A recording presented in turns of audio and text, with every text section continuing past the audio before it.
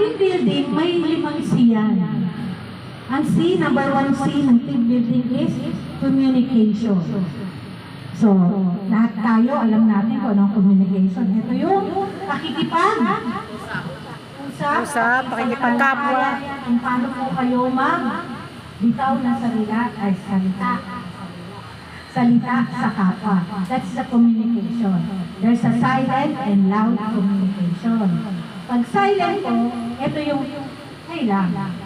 You're talking to each other, that's a silent communication. But if loud communication, you're talking to the group. So, dalawa po klase ng communication. Ito po yung communication, if you're talking to somebody, nagiging marites. If you're talking to everybody, marites po kayong lahat. Pero, yung good communication and there's a bad communication. Dito po ngayong araw na to, good communication po tayo. Wala pong bad, walang marites, kundi values at wisdom and knowledge po yung malalaman ng mga ating po. So, number 2, camaraderie. Ano po yung ibig sabihin ng camaraderie? Number 2C is camaraderie. Ito po yung pagiging sisters natin. Sisters po tayo. Close. Yan po yun. Magkakakilala na po tayo sa bawat isa. Ito po yung samahan na intact tayo. Sinabi camaraderie, nandun yung bonding at pagkakakisa. Number 6 is commitment. Commitment po natin sa Superman. Dito sa team natin. Pag hindi nabigyan ng t-shirt, ayoko na, lilipat na ako sa kapila. Hindi ako nabigyan na ayuda, lilipat na ako.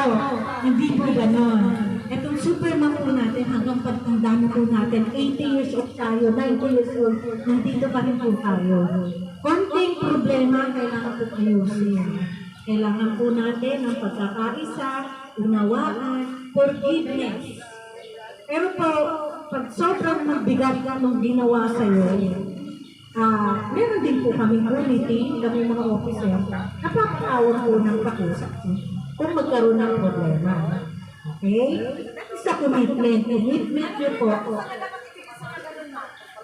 Number 1,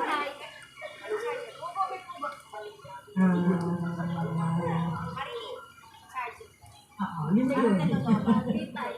Parusa ba? Parusa daw.